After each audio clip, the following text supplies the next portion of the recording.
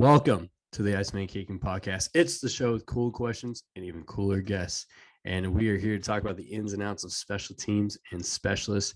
I am your host, Brett Arkellian. Today, we have a man who played for the U. Okay, when they were the U, he was named first team all-conference in football and earned all-state honors. Was also Mr. First Team All-Central Florida during his high school career. Played at Miami. He has produced 84 All-Americans, 3 Lou Groza Award winners, 4 Ray Guy Award winners, and multiple NFL specialists, including Cairo Santos, Austin Siebert, Matt Wright, Tommy Townsend, Johnny Townsend, and multiple other specialists. The owner of Fourth Down U, Dan Lundy. Dan, welcome to the show. I appreciate the intro, man. I'm honored to be on here, and I've known of you for, I think, since COVID. So this is a real pleasure to finally talk to you like a human, and instead of exchanging like DMs and tweets and stuff. So yeah, this is my favorite, man. I do love when I get to talk to a fellow specialist, or someone who really knows kickers and can really dive into the details. We can really nerd out and talk some fundamentals and some basics here. So I love it. Absolutely. I can't wait, man. Awesome. Well, hey, we like to start out with a new segment relatively called Heavy Hitters. You good with starting out with a new segment? Absolutely, man. Am I a guinea pig or? No. Okay. You made the second or third one, but it is brought to you by the Kicker's Bible. So we have to throw that in there. Oh, yeah. But talk to me a little bit. I've had multiple questions now that come up, but talk to me a little bit about that experience. We talked before about playing for the U when it was the U. You went there in 2000. Was that your first year? Yeah. So I graduated 2000, and fall of 2000 was my first year at Miami. So it was amazing. I was a Hurricane fan. I'm from Daytona area, and most of my area is either or the Gators or Seminoles. So I was kind of weird like that. I didn't really have a reason to identify with either. So my grandfather took me to the Orange Bowl when I was like 10. It was Warren Sapp era. And, long story short, like I was enamored with his play before the game started. As I was telling you pre-recording, the way he prepared and just used his teammates is like a preparation, right? This isn't just like I'm out here for the sake of being out here to warm up. I think he was a world-class preparer and, more importantly, a competitor. So like it was weird, man. I know it's very cliche to say this, but that culture like permeated through generations. Like Butch Davis kind of revitalized it, and it appealed to me. And my head coach in high school had a rapport with Don Solinger, and that's kind of how I drew the attention of the Hurricanes. I was initially going to Arizona, but 17, I took the visit just to go see it, and I got like shook being that far away. And I was just one of those homebody kids. So that's kind of how I became a Hurricane, and I'm very thankful for the experience. That is really cool. Warren Sapp using his teammates as a punching bag in pre-practice, man, beating him up. Tell the story again about when you saw him after you're in your freshman or your sophomore year of college and you got to talk to him. It was like 10 years later. Fast forward, I'm 18, and I walked up to him on the sideline. He was wearing this like real colorful, like yarn, like sweater, impossible to miss. So I kind of did a double take, and I was like, oh shoot, he's on the sideline. So I found a time after the game to walk up and tell him the story I just told you. He was the catalyst, man. Like I had to pick someone to pick. I wasn't going to be a Gator or a Seminole. I didn't know why, but I just didn't want to. And for whatever reason, like a defensive tackle caught the attention of a future kicker. But he laughed, he took it in, and you could tell it was like something he had never really heard before. He's like kind of freaked out that it was from a kicker, but it's just one of those things, man. It's a brotherhood there. And I think that if you say, even if you're not a football player, but there's not a lot of alum, there's 8,000 kids on that campus. There's 56 at UCF. So it's different. It's like a private school, it's a high school. Sure. It's a close collection of guys, and yeah, that catalyst definitely propelled it. I think one of my favorite documentaries or football projects or whatever is the 30 for 30, and especially part 2, because we watched part 1, and my brother growing up, so weird. We got problems, man. I like the Saints in the NFL. My brother likes the Giants. My dad likes the Bears. But my brother grew up a huge Miami fan. It was probably the teams that you were on, especially around 2001 and the Fiesta Bowl and all that good stuff. But Yeah, we loved watching that second part, and just how the moxie and the confidence of the players where they said, hey, we're going to run this thing. And that was essentially, the attitude that they held. It was wild. So as you know, kickers go out first almost always in any environment I've been a part of. And the highly skilled guys, especially the receivers, for whatever reason, we're pretty much out there with us. And it turned into this is something I'm kind of ashamed to say now because I don't think it would ever happen, but we got him playing soccer with us. because the girls soccer field was right next to ours, and there'd be like 50 balls and some would be over the fence and on our field. And then it turned into like we taught them how to cross and header. And one time, Butch came out and he wasn't too happy, so we had to put those away. But listen to the people I kicked to, man. It was Reggie Wayne, Santana Moss, Devin Hester, Ed Reed, I don't know, Phil Buchanan. I could go on. Some people don't know Sean Taylor's, but these were crazy, freakishly gifted athletes. Willis McGahee, he was an exceptional kickoff returner. And they used to have me just give them situational footballs. Like we had to go play Washington one week, and this guy, John Anderson, would kick a high sky right to like the 35, but like it was like a 4-2. It was an exceptionally good ball. Like, what do you do with that? And I had to simulate that, and that's how I learned to do situational kicking, because I had to appease these dudes who were world class. I couldn't, I had to challenge them. So just that alone, like that pre-practice experience I got daily was like, I was just every day, I was like, I can't believe that this is going on right now. So, Yeah. And you were essentially on an NFL team. I mean, they've talked about how the 2001 Miami team could have, played in the NFL. And just like you're talking about, two situational kicks, that's something we can kind of dive into too. I learned this, and we're talking about James Shebus, who's at Virginia Tech, but being at that level, to be a great kicker, you got to own all your kicks.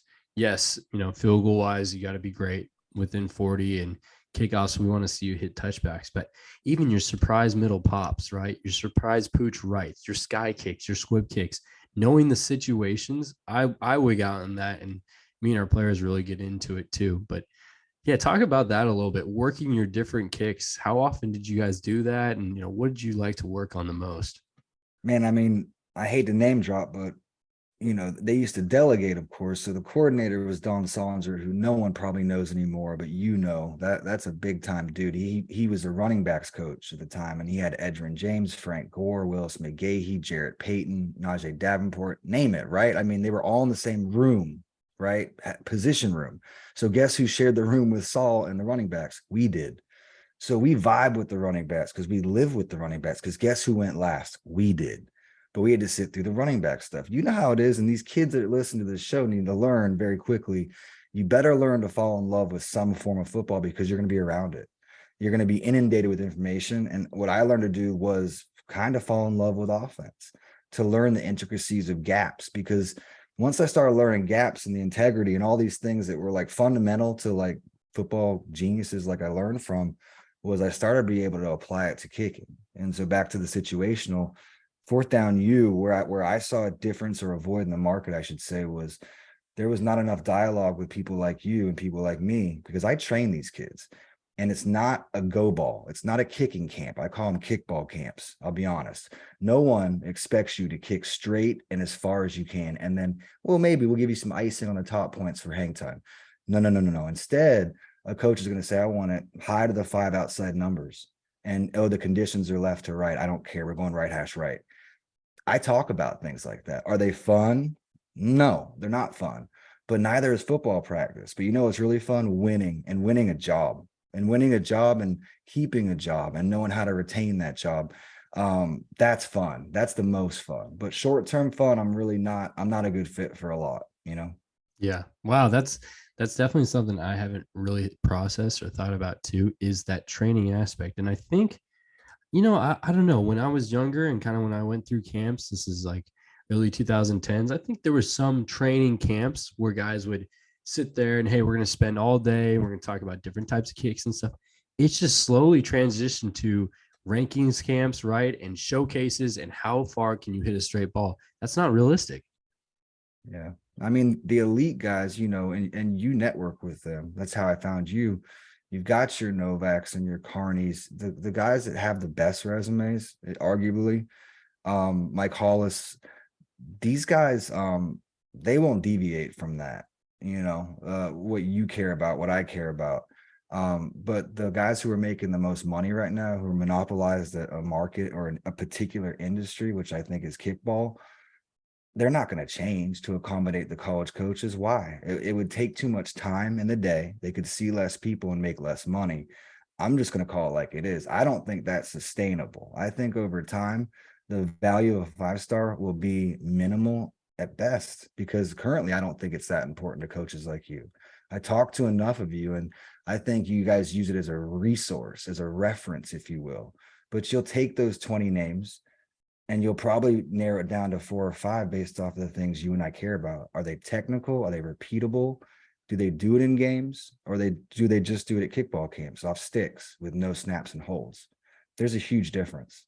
100%. Yeah, I think you tweeted about it this morning with the 3-star and the equivalency. Yep, 100%. Because, yeah, you get guys now that are whatever 4.5. Well, there's 100 guys that are 4.5 stars. And what does that really mean, right? Like, I don't know. I would like, off script, maybe off air one day. That's the kind of stuff I need to figure out, because if there is a value, I have to respect that. And I think there is a place for the 5 stars. If you can earn that 5-star, I think there is value, because they're not given away anymore, right? There's too many kids to give it away. However, I do think that there are a number of 4.5s that don't reach your attention if you were a coach that were just looking for the stars, because I think in the algorithm of the kicking camp world, or whatever we want to call these things, there is a frequency in which you attend the event portion of that algorithm. They will not give a 5-star out for a one-time deal. And if they do, it's not your big camps. I know that for sure. They want you to come back. And they also want you to come to like the next biggest event that they host, right? So there's certain, it's very gimmicky. It's genius. I'm not saying it's not a genius marketing and business plan, but I'm here to talk to you about kicking. And I don't think it has anything to do with it. yeah, I 100% agree with that. Hey, hit on this a little bit. I know we're deviating a little bit, but you're talking about comparing kicking to running back play before, and I know you've had some TikToks comparing golfing to kicking. Can you give me an example of when you would, you've talked about swing, and this resonates with me because I'm not a big golfer. I need to read the books on golfing, but my special teams coordinator is. And so we get in this golf discussion, and I can kind of draw similarities. I used to play baseball. Can you talk about that a little bit, golfing and kicking? I love it. I'll start with golf. So golf, essentially, I replace the hands with the feet. I've got kids. We're from Florida, so a lot of kids here, they dabble with it. Not very many kids compete at it, but it's a recreational thing that they really enjoy. So we try to draw some parallels. So simply put, we could have a whole discussion, but replacing the hands with the feet, and like in a golfer's process, I'll give you a really good one that happens a lot. Is a lot of people don't swing with their hands close to the body on a downswing and a drive. So like a lot of people, their hands separate. Okay, well, that's knee separation and kicking, right? And that also creates a downswing, right? You want to keep the knees together on one plane, and that's just like golf, right? When you're saying knee separating, sorry, I'm trying to stay with you. That's almost like a more lateral backswing, or like a backswing instead of a more vertical downwards motion. Yeah. Exactly, because I always say swing from where you came from. Right. So when we come off that drive, step, and field goal, you should pull back to where you came from. A lot of kids want to pull to the target line. So there's a deviation that it's hands away in golf, which is knees separation and kicking, which is both downswing. I'll talk about basketball. I had a defensive end named Ja'Kai Polite. Who was an exceptional basketball player. I think he was a 3-star, but he was a 4.5-star D end. He went to Florida. I had him. He was Tommy Townsend's 3rd-string punter also. Right, because he was a 6A 2-time All-State punter for me at Mainland. I taught at a predominantly Black school, didn't have a lot of good soccer players, didn't have a very strong soccer program, any of that stuff. So I had to find athletes to do these things sometimes. And he was 12-inch hands. He could throw the ball 70 yards. He was a freak, absolute freak, 280 pounds, ran a 4.6, legit 4.6. Long story short, I drew parallels to basketball with him in free throw shooting, because in punting, a lot of guys punt with one hand, and you shoot with two, so do you punt with two. So it's just this to this, this to this. And I always say Steph Curry would be the best guy in the world with two hands, which he is, but he'd be pretty average with one. He'd have no guide hand. So there's so many parallels. Pitchers, I've had a number of pitchers that can draw a parallel with, we pitch off axis just like we kick. However, we throw softball underhand just like we punt. That's where I think the punting frequency comes from, because softball, you can have one pitcher, right? She can do it every day because it's the way we're designed to move. But the off-axis kicking, especially kickoffs, which is super stressful, is, I think, comparable to throwing your hardest fastball before stretching. It's that violent. But I can go off on a tangent on this, but I think the importance is, what I try to do with my athletes is realize that they didn't grow up kicking. No one does.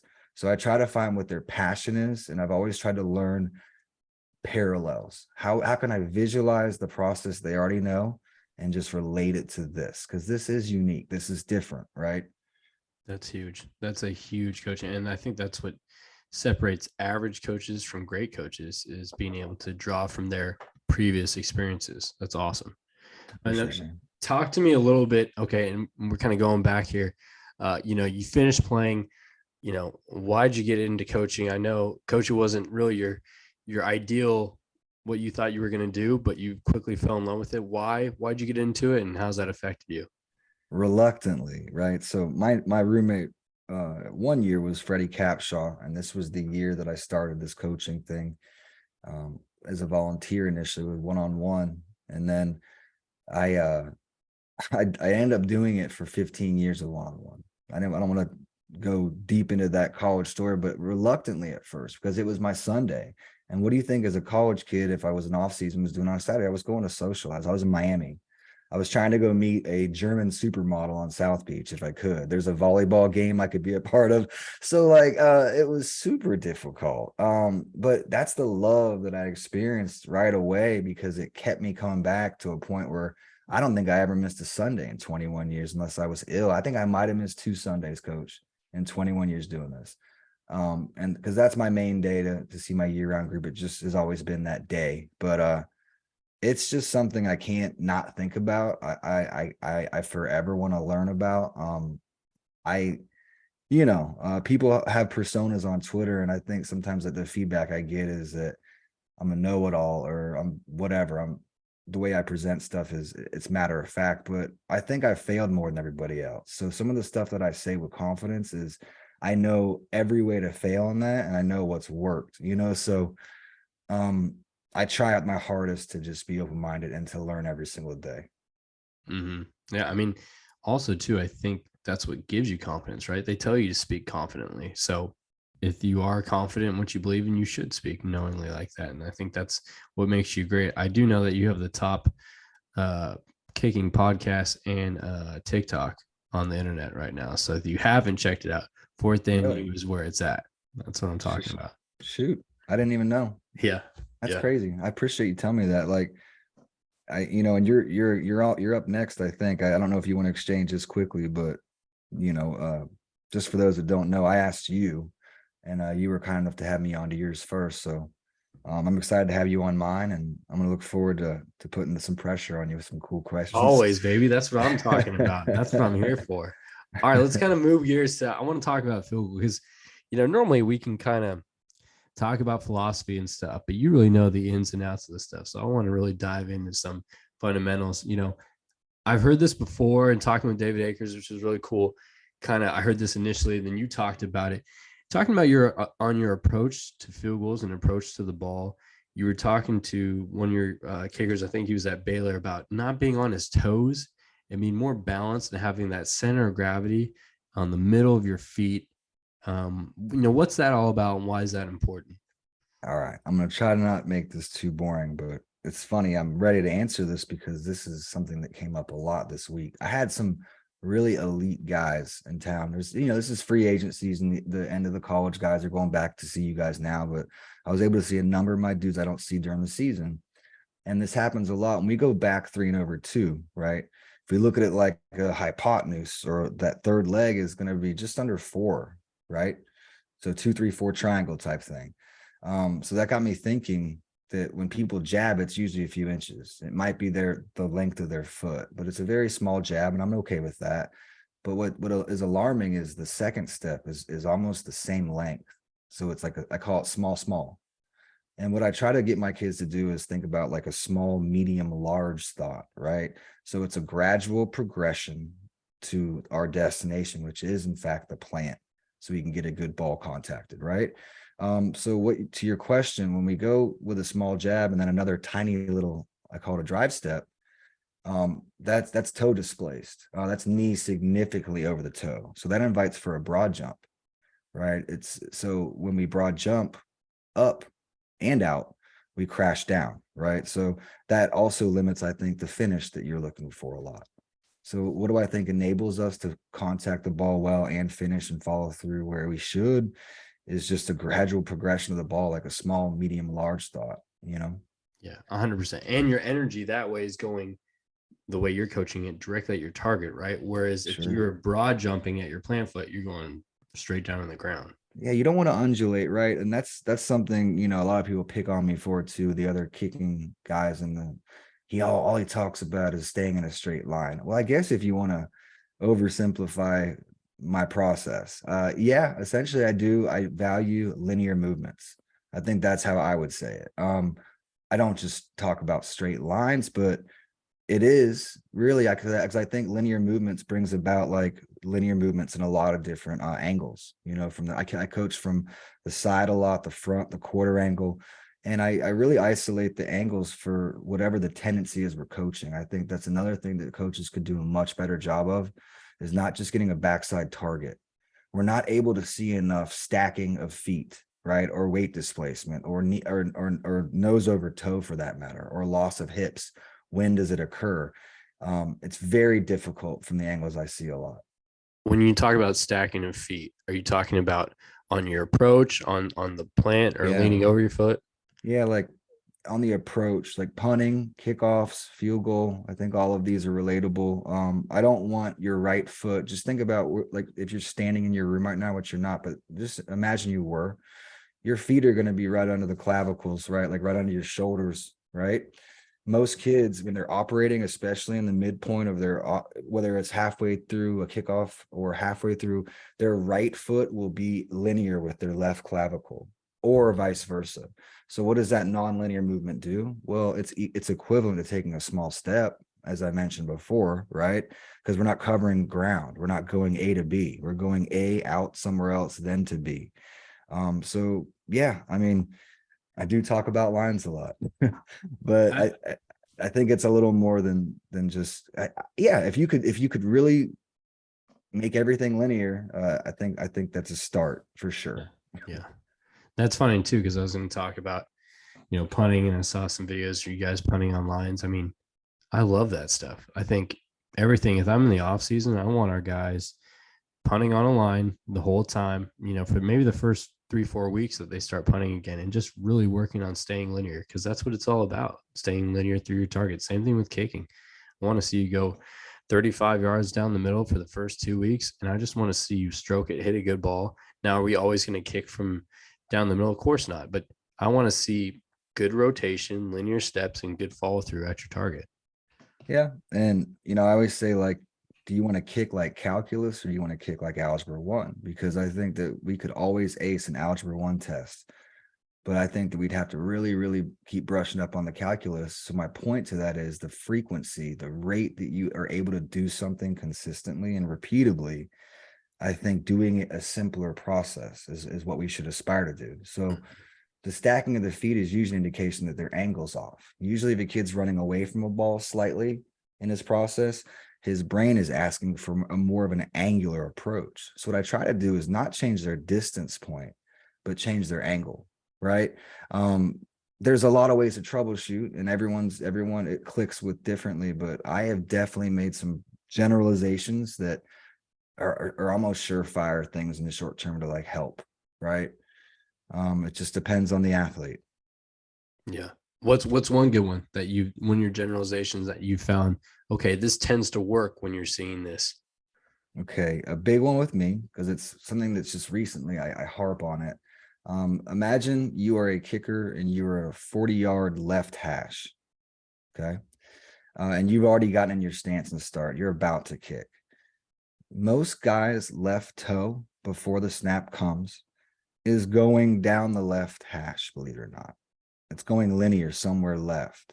I think that everyone's toes should be directed linear to destination, like I mentioned, linear to the plant. We've got to get linear to our destination so we can be at the same place at the same time, most often, most frequently. So if you don't like the process in which getting there linear, if it doesn't feel good, that's back to the angle thing. Well, let's modify it, but don't tell me that you need to parabola to it to make it work. That's being lazy, right? We have to acknowledge, and we're going to fail. I talked to you about this before the show. Not a lot of people can embrace failure, and I think that that is essential to success. I think that you have to you have to learn to be comfortable with it, right? And okay with it. And then they're realizing that it's just a little bit closer to what I want, right? And I think that's hard for a lot of people, and I understand it is, but I think that it's non-negotiable, really, because it's too competitive now. I agree with that 100%. What do you tell guys then that they are very set, maybe from the left hash still, but they're, you see a lot of guys with their kicking foot and their right foot will be totally turned at a 90-degree angle, and then they got to correct those steps. What do you tell them? Do you make them change? Do you tell them that drive step has to go directly at your plant foot? Like, what do you say there? Well, that's a good question, right? Because there's situations where I see a kid once in my whole life, and it's a 2-hour private lesson. He came down just to get some work and maybe a takeaway for one or two things. I think that like anything, I used to have a lot harder time with people that would argue with me or like not just buy in and just whatever. I think I've just grown up and realized that it's selfish of me to think that I'm going to convince everyone to think like me and everything I say.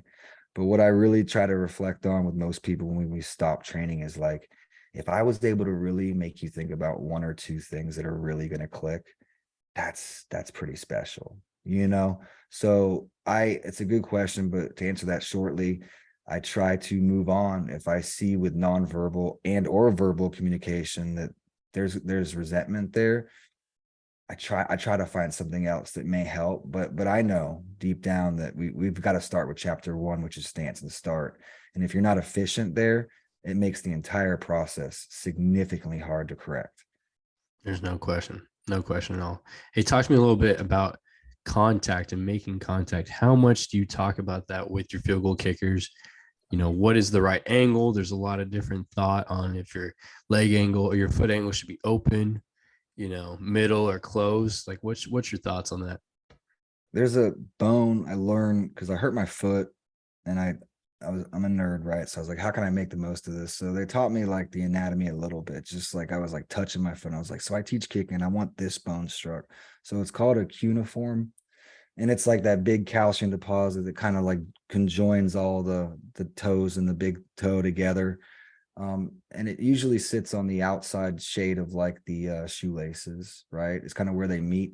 Anyway, but I really want to avoid toe contact. I want to avoid shoelace contact, right? I want it right on that bone. I call it bone on seam. I like it from the backside perspective. What I really look for is I don't want to see studs. I don't want to see their cleats. I think that if that's occurring, then of course we're going to get we're going to get some shoelaces on it, right? And I'm okay with it happening at first for the first year or so, because what that is it's typically a soccer player, right? It's a person that's their whole life been forever trying to keep it on frame, keep it low. And now we've got to do a 180, right, with him and say nothing can be low. It must be high. It must be really, really high. It must be 47 degrees, 6.5, all that crap. But I think it just takes time. And there's a cool bag. I've got a friend who's a golf pro, and she gave me one of her old like hitting bags, and it's this big like pillow. It looks like something you could sit on in a living room, but it's called a contact bag. And so I have my kids kick it sometimes, especially the young ones, because you don't want to strike that bag with a toe up, because that hurts, right? You want to strike it with good form, toe down. And I don't like to argue. I know a few people who have different philosophies with that. I do know things that don't work, and I'm not going to negotiate with people on. And that's having a high heel. That's having shoelaces on. That's having toes up. I think you should look at it like a golf club head, and the optimization of a golf club head is at rest, and that's kind of like the cleats down. So again, I could go on, but soccer players are typically really natural ball strikers, and I think that that's a great way to start kicking. How often, when you see guys hitting bad rotational balls or just in general, do you have to remind them, please? Because the reason I ask, I'm always harping on my guys, like lock it out, lock the ankle out. There's a lot of different factors, and it can come from your approach and stuff too. But how much does that come up with you when you're coaching guys on an everyday basis? Man, a lot. I think even the good ones, but here's a good one I think you'll like. I say it now to some guys because it's funny. Like, pretend like the ball and or the holder smells like crap. You want to keep your head away from that. You want to create shape away. But what most people do, right-footed kicker, for example, what you see at the point of contact is the right shoulder crowds a spot. It doesn't give the leg its room to get leg lock to the toe, right? No one wants to kick China, right? Or the floor for that matter. But I think that if we create the body position to enable the space, we can see it happen much quicker. It's very difficult to crowd the spot and get toes down, right? Yeah, that's awesome. That's a different way of looking at it. I think maybe I just need to tell my holders to stop showering, and then maybe we'll be all right. I like that. No, just don't brush the teeth, man. There you go. Bad breath. That does it. I'm a big hygiene guy too, so I'm sure that would piss me off, and I would go out there and stay away from them. All right, you're really good, obviously, with punters. You've had some great, punters working. Tommy Townsend is one of the best punters in the NFL right now. What separates him? What can you tell? How early did you start working with him, and what can you tell us about punting? Johnny Townsend, I think, was a big factor in Tommy Townsend, right? So I met Johnny first, of course. They're from Boone High School. I'll give a shout out to Grant Reddick. He just committed to UCF. He's great. Grant, I'm sure, right? Yep. He's an amazing kid. Blake Bolger's coming out of their necks, but Boone High School is pretty special. They've always got like a dozen kids that are just super athletic, and for whatever reason, it's specialists too. They've got some superior specialists, but Johnny really obviously pushed Tommy. I think Johnny was a little more of the stronger athlete, like probably physically was able to manhandle Tommy because he was a couple years older too. But he, Tommy was the longer, twitchier athlete, right? A little taller, a little leaner. Not anymore probably, but yeah, he was a freak. Like I don't think people know this, but I will tell one little story. Florida Gators said he could have played in games at safety in certain situations and wouldn't have hurt him. They said he played, and this is a fact too. He ran scout before he was their punter because he was on the roster. He was out there at practice, and like I asked Johnny, I was like, "How was he out there?" He's like, "Dude, made plays." Wow. So like, and this isn't like Our Lady of like Daytona Beach football. This is Florida Gators practice, people trying to win jobs. Yeah. Like, so we're talking about, I don't think people realize, I think they think he's a super athletic punter. I think he's just super athletic. I mean, it's freaky. And he's got great explosion on his finish. He's very controlled in his core. I think that's where most people lose it, coach. And better question is, I think those kids in their midsection are so powerful. They're so controlled. And I've noticed that with most of the Sunday punters and kickers, that they realize that like I can only kick so much, but man, my body's a temple and I've got to build from the core out. Biceps, of course, especially before Sundays. I get it, right? You maybe get a couple neck rolls in, but I don't see a lot of dudes that are fat anymore. I think that's going away. I think of course we can think of some outliers, but those are the outliers. I think that the standard, these guys are fit, brother. And I think because they want to keep their jobs too. Yeah. Well, preaching the choir, man. I freaking tell these specialists all the time, and they hate me. We'll do 10 minutes of court practice every day. We'll have plank competitions, which sadly, I always thought I was the cock of the rock. I could go all day, and I got beat last spring at about 5 minutes 30 seconds. I mean, I was sore for 2 days, but that's what I tell them too, is like, watch these NFL guys. Like, that's what separates the college guys from the pros, is their balance. Like, watch how they swing. They don't fall back right after their punt. They're walking towards their target. These field goal kickers will swing, and it looks like they didn't even swing. They just swung, and then they walk forward. Like, that balance is unreal, which means their core strength is unreal. It's back to the golfers, right? Look at like how seemingly like golf seems so simple when you watch Sundays or Saturdays, right? That third round and everyone's hitting it, 290 to 315 and tough conditions and putting 30 footers every once in a while. Like, that's looks easy, but I think it's because they've worked, like, back to the failure. They go to the driving range and fail, figure it out, right? But I think, again, you have to figure it out on Sundays. And if they all look like that, or they're all starting to look fit, take note, brother. They shouldn't have to hear it from you too much. If their end in mind is playing on Sunday, why don't you look the part? Because you have to. Yep. That's how it is nowadays. You got to be built like that. So when you guys are working together, where do you start? I talked about the working on a line, and I think that's so important for punters, but it gets kind of overlooked. Like, what do you guys work with? What do you guys start on? I use Barbasol shaving cream as a visual. It started with spray paint years ago. That's Johnny Hecker years. He used to tag stuff for me on the field. I got a cool picture of him. He signed, like, he made his little logo and signed it. It was pretty sweet.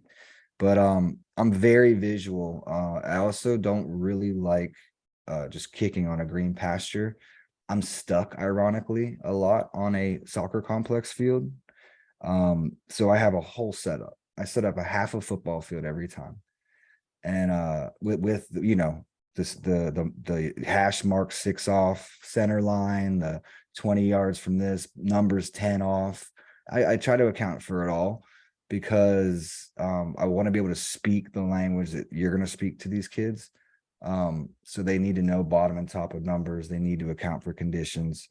I think it's all important, but your question's tough, because I guess we start with low stress activities. Like in a given Sunday, for example, I usually have combo kids, right? And we'll start with punting because it's linear. I hate to say it, but we're just walking in the line, and it's the most natural movement. So we're going to punt first, right? And then and it's also important as a kicker to be able to punt, as you like that too. And then we go kick off when we're our warmest and freshest. And then we end the day on field goal. And we usually have like a PSD with like holding. So I want all my kids to, even if they're never going to hold, what I didn't realize until it was too late was I didn't know how to teach my holder what I wanted, right? So I think that there's value in being a proficient holder, even if you're the starting kicker, because how in the hell do you expect, especially in high school, how do you expect your coach to give feedback to your best receiver who just came off of a touchdown and has probably a little pride in what's about to happen anyway? I think you need to step up and be a quarterback there. So my kids take ownership. It doesn't always work out. As you know, there's an ignorance in high school football, especially with fourth down. But I think that if the delivery and the timing is right, a coach will almost always appreciate that the kicker went above and beyond to say, yeah, I'll give you 5 minutes after practice. Yeah. And it really helps, right? Yeah. 100%. I think it shows that the specialists care. And for that perspective, that holder might start to care more instead of being forced by a coach who, has little, like you said, kid just ran a go ball and ran 80 yards down the field, and then he's huffing and puffing like he couldn't give a rat's ass what's going to happen to that hold. Nope. And that's going to affect your bottom line. Yep. Yeah. So I was very thankful in high school. I had a tight end that was a friend, and he really cared about like me doing well. I transferred to this high school my senior year, and so like in my holder, my snapper, that's all he did. It was weird, but back then to have a exclusive snapper didn't really happen. So I was very fortunate, but I see nightmare stories. So it's tough. Like, so some parents are like, how's Coach Brett gonna going to evaluate my son. He's got 4 field goal attempts. I'm like, because he's coached football for 15, 20 years, and he's been in, we have to evaluate kids in several ways, which I think is why there is a place for the kicking camps. I just wish they would simulate reality, or football for that matter. Because then we have to go look at training film. And that's why I take a lot of pride in trying to provide you guys with situational football. Hopefully there's a snap there, but even if there's not, like, are we putting the kickoff in a position that's going to help a team out with like scheme, like that? I've never really worked with a guy that was like, I want it right in the middle of the field, low to the 10. And I see people get points in kicking camps for these kicks. I don't know. Maybe I'm wrong, but like that irks me. I think I love what I do, and that bothers me. That's not how it's supposed to be. So anyway, yeah, I want to teach these kids football, because I didn't get taught football till later. I was a soccer player and I was good at kicking, and that's all they wanted me to do, in high school. And then at Miami, thankfully, I was immersed in it, and I stuck with it because I fell in love with it. Yeah. Situational ball is so important. Again, it kind of separates. The last thing you want to be on a team is that kicker who has no idea what's going on, who doesn't work hard in the weight room. He's really just singled out for being a kicker. And I know the way you train guys and the way you coach guys, they're wholesome athletes and not just specialists, but that goes a long way. Real quick about punts too. Talk about drops a little bit. Some guys like to rotate that ball so then the laces are like pointing at 3 o'clock, or the nose is at 10 or 11, like for a right-footed punter. What do you think about that? I've seen guys kind of over rotate. Is that better because it opens up the sweet spot? What's your thought process on drops? I like a general like handshake mold, like I don't want the palm up. So if people are listening can visualize just kind of extending your forearm till it's parallel to the floor, so it's kind of like your solar plexus, and don't let that palm rotate up. Keep the natural handshake. And then what I say is keep a fixed wrist. What I see is people when they're about to float the ball and or release it or drop it, whatever you want to call it, right before that happens, there's an extension of the radial, right? That forearm, and then the wrist opens. And then guess what happens upon release? Well, that causes the ball to spin and deviate. So I like to keep more of a fixed wrist and a gentle hold, and then like let my tempo dictate the float, right? It's just a fingertips off mentality, right? Just let the fingertips off, because we really want that ball to leave or float off our fingers and stay stationary, just floating, suspend in the air. I know that gravity is going to get involved, but the deviations, I think, like field goals, as mentioned, I think that if we minimize the variables in which could cause things to go differently than what we were expecting, and I think that you can't argue that, like just get it into the position in your mold in your first movements the way you want it and keep it stable, right? So with that, back to your question, I believe as a right-footed punter, the front nose of the ball should be around 11 o'clock, right? Because if you do a test with it, and I would love to show, I have a PowerPoint on this, a slide that's just for this, but it's a surface areas check. I want the ball, the mid seam, to cover the majority of the surface area of the foot. And if you rotate that ball to 10 o'clock, you lose almost, I would say you lose about 25% of the feel of the ball on the foot. And that turns into a sideways ball in flight. And again, with conditions, that really, really puts the ball down quickly. I'm such a nerd. And again, I teach visually. So to answer questions like this, well, it's hard to do. It's hard to verbalize it. But I want to just say again, I think 11 o'clock is much better than 10 o'clock because it covers more of the surface area. 100%. No, you're making perfect sense to me, man. It's not nerding out by any means. I think having that guide hand discipline, just like you talk about, the two hand, because I think guys aim to start at 11, and then all of a sudden that ball's moving, that drop's moving. All of a sudden, they're at 9:30. You know what I mean? And then it's like, what just happened? Well, you have no discipline with your guide hand. That ball's wiggling all over the place. You know what I think it is too, because I'm going to talk about that point you just talked about, that moment that the ball is like let go of, right? Or floated. It's an overstride that causes this wrist turn a lot, right? So if I'm a right-footed punter, If I have a huge left step entrance, I lose my hips, I lose my torso. Well, guess what my wrist does? It moves, right? But if we want to keep a fixed torso, keep the body position you started with, you got to stay small, right? You got to stay within yourself. I like that term. But I think the big steps bring about deviations, like a rotated wrist. Sure, sure. Just like it causes problems in field goals and stuff like that too. Amen. Good. Well, Dan, I love having this chat, this back and forth, because we could do this all day. I want to do a rapid fire section, if you will. Are you good with that? All right. Yeah.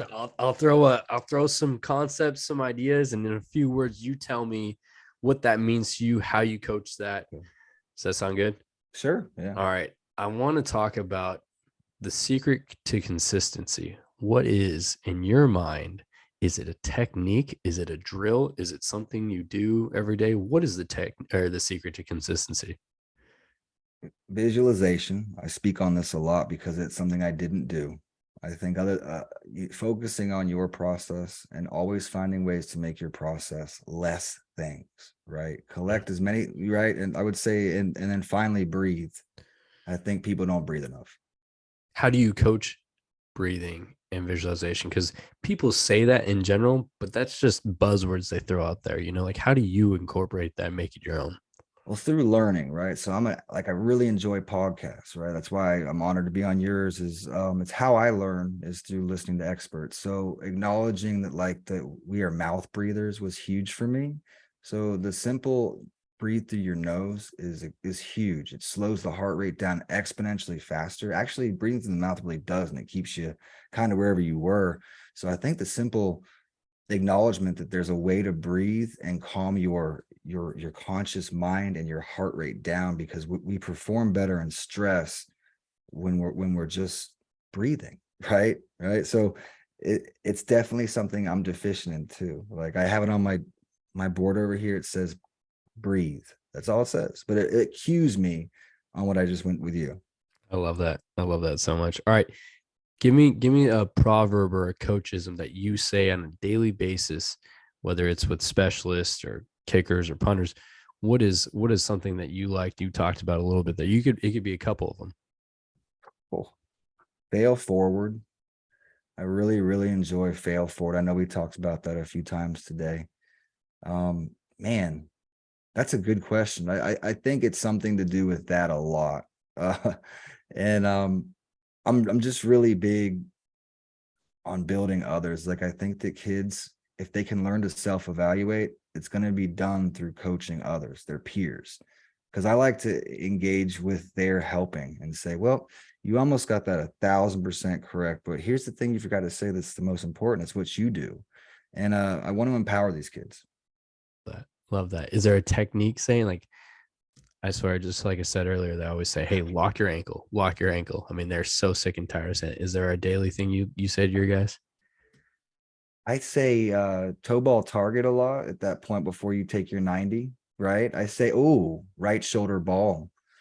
Here's one for you. Yes, goodness. Now you just opened my mind up. Right shoulder ball. So if I'm Cairo Santos, he does it well because he just does it. You take your 2 side steps, and right when you get settled, he's getting right shoulder to spot. He's getting left toe to destination. And he's making sure his belly button, his midpoint, is at the midpoint of those 2 spots. Because a lot of kids will go right shoulder and left foot good, but their torso's turned. And what does that invite? That invites the parabola, right? So it accounts for 3 points. I'll repeat it one more time. Right shoulder for a righty, his belly button, and his left toe. That gets you in a hallway essentially, right? Love So it. that's back to the linear. So yeah, I say that a lot because with my younger guys, I say right shoulder, belly button, toe. But if I say right shoulder to someone that's been with me for a year, they're gonna cue all the little cues, right? It just gets them back into that little set. I love it. I love it. Mental cues. You kind of hit on two. The next thing I was going to talk about. You coach some elite specialists, guys that we mentioned earlier. I think Cairo Santos and Jason Myers are 2 guys that have some of the most pure, and you kind of have to when you're small like that. You got to be so balanced and so fluid in your swing. How do you coach those elite specialists that you worked with? Is it not saying too much? Is it more being a caddy? How do you go about that? Well, I was blessed as Cairo fell in my lap Cairo was a elite soccer player from St. Augustine, and he played on Caleb Sturgis's little brother's club team. And he's like, there's this Brazilian exchange student. Fast forward, I convinced his family to let him stay for his senior year. We got him to my old wide receiver coach's Tulane. That's where he went. That's how he got that job. And in short, he knew nothing, right? He didn't know what anything was, right? So I was blessed that I got to share with him the sport and like kind of teach as I started learning, because I was just started coaching like high school football then. So he'd come to my practices. And now it's better when I work with those guys, because it's like we spoke about, man, it's I think it's harder to coach a 15-year-old than it is to coach a 25-year-old, because I have so many things to get rid of. I'm trying to extract extraneous movements.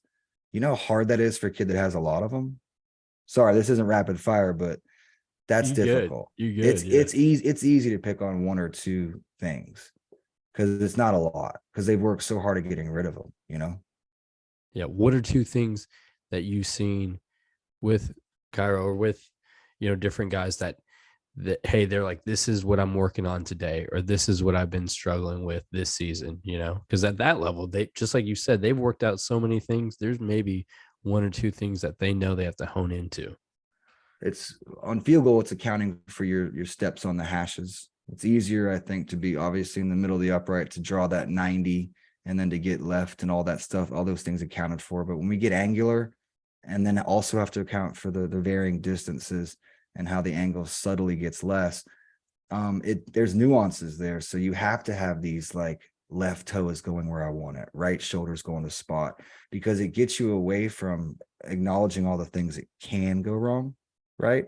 I think it keeps you grounded. It keeps you present, if you will, especially if you're breathing, right? All these things can be done, but we have to acknowledge that, like, again, you're going to fail miserably because you're going to forget in stressful environments a lot, but eventually you're going to be present in the most stressful Super Bowl environment, right? If you earn it. Yeah. Falling in love with the process. That's had Vinatieri on, and he kind of discussed that, like, hey, all I'm worried about is this 3-foot box around me. I ain't paying attention to anything. I thought that was the coolest thing I've ever heard. I've never gotten to, man. That must have been a pleasure. Like, It was just like, is he cool? I bet he is cool. so down to earth. That one of the coolest stories, and I don't know if I've ever told this story, but AJ's son, we were recruiting last summer at Virginia Tech, and I knew he's coming, and so I'm kind of looking around anxiously, and oh shit, there he is. And I mean, I'm sure you've seen videos of him, but Adam is jacked, man. He's walking around like this, and love AJ. He's a great kid, and so AJ's the first one I greet. What's up, AJ? How's it going, man? And he's got a great smile. He's a great kid. And I'm just kind of looking around. I'm sure he gets attention all the time. So, all right, we'll see you guys in there. We walk into the stadium, and I'm checking in all the other recruits. I mean, Virginia Tech, you got 75 kickers at your kicking camp, and he's just sitting there bullshitting with the GAs. I mean, they barely even know who he is. They're these 25-year-old defensive line and offensive line GAs. They don't know. I think they kind of recognize him. He's goofing around, asking about pizza places. Anyway, long story short, AJ did a great job, punted the hell out of the ball. And so I said, AJ, I want to give you guys a tour around campus. Is that cool? And he said, yeah, sure. And so there's about 8 to 10 kids, but I got to hang out with Adam and Terry for about 2 hours there after.